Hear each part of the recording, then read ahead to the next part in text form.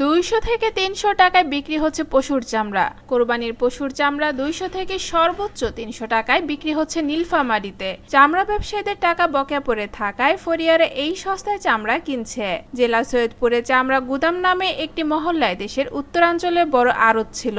বিভিন্ন জেলা থেকে মৌসুমী ব্যবসায়ীরা এখানে গরু ছাগলের চামড়া বিক্রি করতে আসতো। সেসব চামড়া রেলপথে চলে যেত ঢাকা সহ পার্শ্ববর্তী ভারতের কলকাতায়। কিন্তু 90 দশকে ভারতের কাঁচা চামড়ার রপ্তানি বন্ধ হয়ে গেলে এই শিল্পে লোকসান দেখা দেয়। কাঙ্ক্ষিত দামের চেয়ে কম মূল্যে দেশি ট্যানারি ব্যবসায়ীরা চামড়া কিনলেও নানা টালবাহানা দেখিয়ে সময় মতো তা পরিশোধ করত না।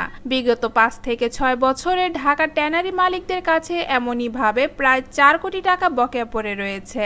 চামড়া ব্যবসায়ী মুন্না বলেন, সরকারকৃত নির্ধারিত মূল্যে ট্যানারি মালিকেরা চামড়ার দাম দেয় না। লবণযুক্ত মালামাল হয় উপায়হীন হয়ে তাদের কাছে ধর্ণা দিতে হয়। বলতে গেলে একরকম জিম্মি হয়ে ব্যবসা করতে হয়। তাছাড়া এবারে লবণের দামও বেড়েছে। গত বছর 70 কেজি ওজনের লবণের বস্তার দাম ছিল 650 টাকা, এবারে তা কিনতে হয়েছে 1060 টাকায়। তাই ছাগলের চামড়া সংরক্ষণ করতে গেলে এবারে ব্যবসায়ীরা নিশ্চিত পুঁজি হারাবে। সৈয়দপুরের কোরবানির দাতা মিঠু জানান, কোরবানির গরু কিনেছি 1,30,000 টাকায়, সেই গরুর চামড়া মাত্র 500 টাকায় বিক্রি করেছি। উপজেলার কামালপুকুরের হাসান আলী জানান, 70,000 টাকায় কোরবানির গরুর চামড়া মাত্র 250 টাকায় বিক্রি করেছি। সৈয়দপুরে চামড়া ব্যবসায়ী মালিক সমিতির সভাপতি ও মেসার্স আল আমিন ট্রেডার্সের মালিক মোহাম্মদ আজিজুল হক বলেন, আজ থেকে 8-10 বছর আগে সৈয়দপুর থেকে কোরবানি ঈদে 10 কোটি টাকার চামড়ার রপ্তানি হতো। ট্যানারি মালিকদের কাছে আটকে থাকা পুঁজি ও মৌসুমী ব্যবসায়ী দৌরাত্রতায় বর্তমানে 1 থেকে 1.5 কোটিতে নেমে এসেছে।